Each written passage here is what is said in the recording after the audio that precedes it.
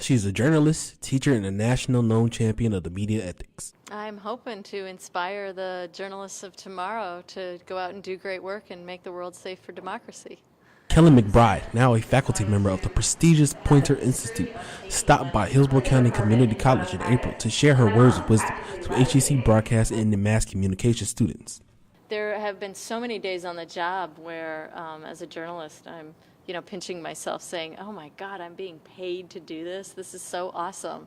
And sometimes it was, getting to go to a really cool place that I wouldn't normally get to go. But a lot of times it's just meeting interesting people that I wouldn't meet if I wasn't a journalist. A former staff member of some of the world's greatest newsrooms like the New York Times, CNN, NPR, and the BBC, McBride shared her experiences in the field. I did a contract with ESPN. And that was really interesting. I've done some interviews and contract work with CNN, and one of the things that I find is that no matter where I go, these crazy international organizations or some tiny local newspaper, journalists for the most part are really good people who want to make the world a better place. And that's really inspirational.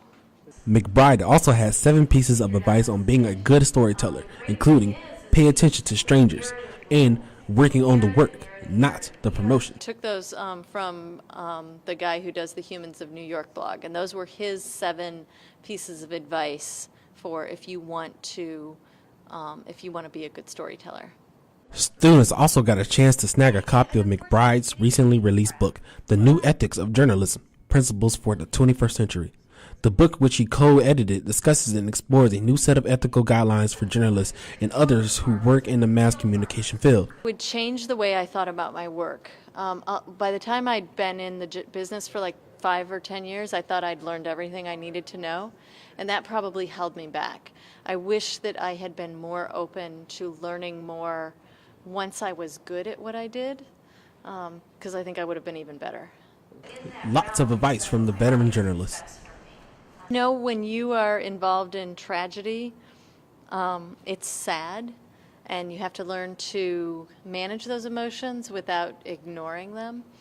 But what I have always found is that when I'm feeling really strong emotions, I can translate it into the storytelling, and usually my audience will feel those same emotions, and that's a good thing, because people remember what they feel. So they don't remember the facts. They remember what they feel, which is, as a storyteller, you want to make them feel something. But her biggest advice to students: journalism every day. You don't need a newsroom to open the door for you to declare yourself a journalist. If you have questions that you want to ask and stories that you want to tell, figure out a way to do it. And if you can't figure out a place to publish them, put them on your Facebook page. But do journalism every day, and you are a journalist. In the Ybor City campus, Troy Weeks, Hawk TV News.